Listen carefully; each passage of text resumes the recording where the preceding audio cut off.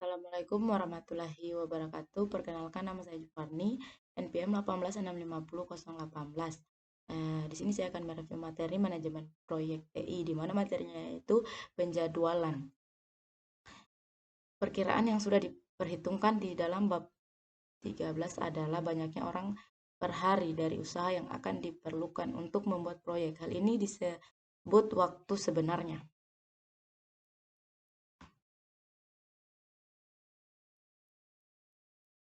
Bab ini merinci langkah 4, 5, dan 6 jaringan kerja dan jadwal. Diagram PERT. Pada awalnya PERT yang sederhana digunakan untuk menjelaskan kegiatan yang berurutan dengan menggunakan serangkaian anak panah.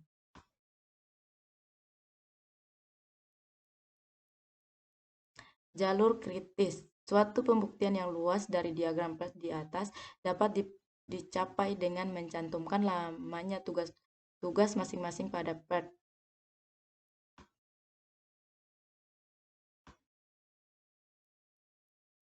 Float atau slack.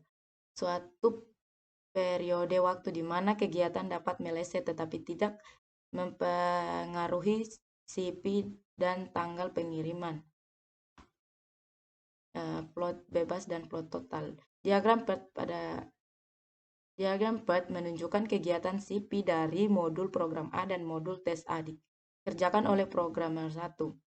Kegiatan pada jalur utama, modul program B dan modul tes B dikerjakan oleh programmer 2 memakan waktu 5 hari. Plot kegiatan-kegiatan pada jalur bawah, modul program C, modul tes C, dan penggabungan dikerjakan oleh programmer 3 dan dipimpin proyek.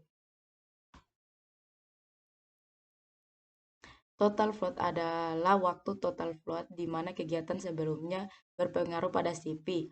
Free float adalah waktu float di mana kegiatan sebelumnya tidak berpengaruh pada kegiatan lainnya. Project float atau beberapa float pada beberapa kegiatan adalah hal yang dimiliki manajer proyek untuk digunakan sebagai kebijaksanaan. Beberapa manajer proyek kadang melangkah terlalu jauh dengan tidak memberikan informasi tentang kegiatan-kegiatan floatnya. Kegiatan damming. Sejauh ini diagram PERT digambarkan sebagai kegiatan dalam format anak panah. Lanjut, kegiatan pada titik atau jaringan kerja yang diutamakan. Aktivitas pada titik atau jaringan kerja yang diutamakan adalah bentuk lain dari diagram PERT. Penempatan sumber. Jika Anda mengerjakan rencana secara manual, diagram PERT merupakan diagram yang paling baik digunakan untuk menggambarkan lokasi sumber. Penempatan sumber daya manusia. Lanjut. Mengurangi lamanya tugas dengan menambah tenaga kerja. Menambah tenaga kerja dalam suatu tim tidak perlu mengurangi lamanya tugas-tugas. Peraturan suatu industri yang sangat menonjol yang pengarang temui sangat berguna, yaitu tambahkan sekurang-kurangnya 10% dari perkiraan waktu sebenarnya untuk setiap tambahan anggota dalam suatu tim yang profesional. Lanjut, 3 batasan. Seperti yang kita lihat yang lalu, Anda bisa mendapatkan yang baik, murah, atau cepat. Kegagalan proyek. Salah satu situasi yang paling sulit adalah ketika waktu menjadi prioritas utama di antara 3 batasan. Ambil contoh skenario ketika manajer Anda menanyakan kepada Anda untuk memperkirakan proyek dan hasil yang Anda sajikan.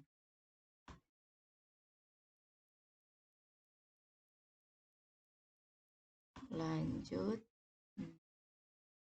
Mari kita coba untuk menyelesaikan proyek ini. Algoritma yang digunakan pada program tersebut adalah ubah tugas pada CP jika selama tidak ada jalur lain yang menjadi kritis. Jika jalur lain menjadi kritis, ubah tugas tersebut dengan baik.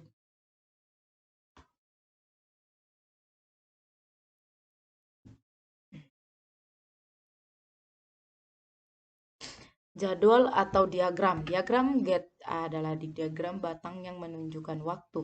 Disebut Gantt karena ditemukan oleh Harry Gantt. Diagram Gantt merupakan jadwal proyek PERT. Langkah-langkah untuk menggambarkan Gantt adalah: langkah 1, gambaran satuan waktu di posisi atas. Langkah 2, beri tanda panah kalender semua kejadian di posisi bawah.